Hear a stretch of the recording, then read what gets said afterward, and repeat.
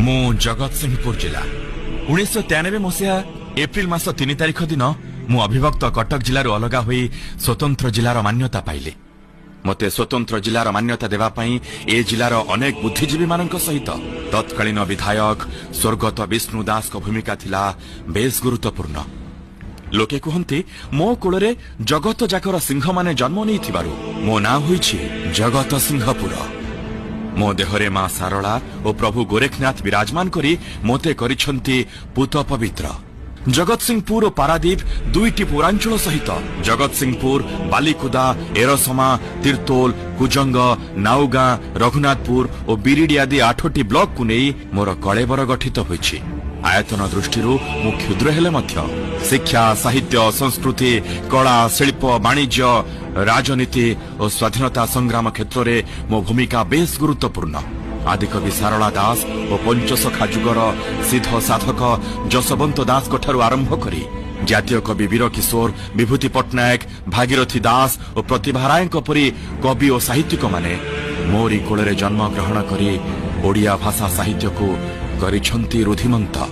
शिक्षा और विज्ञान क्षेत्र में मोर अन्यतम योग्य संतान डॉक्टर श्रीरामचंद्र दास और डॉक्टर प्राणकृष्ण परिजा ए जातिर जड़े जड़े अमूल्य संपद। स्वाधीनता क्षेत्र में मोर भूमिका बेस गुरुत्वपूर्ण।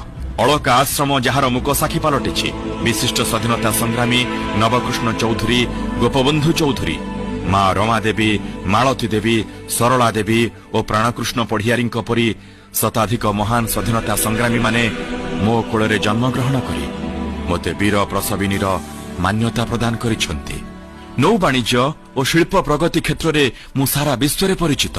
मो पारादीप बंदर पूर्वोदय विकासर मुखशाला पलटिछि।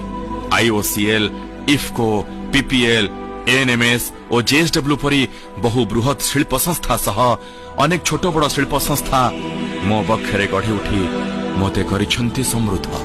मोर बाम पटरे महानदी और दक्षिण रे देवी नदी सहित अनेक छोट बड़ नदी मो बक्षरे बही जाइथिबा बेले माछगां और तालदंडा केनाल दुईटी बृहत केनाल मो देहरे बही जाई मोते करिछंती सबुज भरा तथा शस्य श्यामला। मोर पूर्व दिगरे बंगोपसागर नील ढेउ सांगकु सुविस्तीर्ण बेलाभूमि पर्यटक मानकु करिछि आनमना। ଏହା ଭିତରେ କେତେବେଳେ ମୁଁ 32 ବର୍ଷରେ ପଦାର୍ପଣ କରିଛି। 1994 ମସିହାର ବନ୍ୟା, 1999 ମସିହାର ମହାବାତ୍ୟା ସାଙ୍ଗକୁ ଅନେକ ବନ୍ୟା ବାତ୍ୟାକୁ ସାମ୍ନା କରି ଆସିଛି ମୁଁ। ହେଲେ ବାରମ୍ବାର ପ୍ରାକୃତିକ ବିପର୍ଯ୍ୟୟ ମତେ ଓ ମୋର ସନ୍ତାନମାନଙ୍କୁ କେବେ ବି ହରାଇ ପାରି ନାହିଁ। ମହାବାତ୍ୟାର ସେ କରାଳ ତାଣ୍ଡବକୁ କେବେ ବି ଭୁଲି ପାରିବେନି ମୋର ସନ୍ତାନମାନେ। ସେଦିନର ସେଇ କାଳ ରାତ୍ରି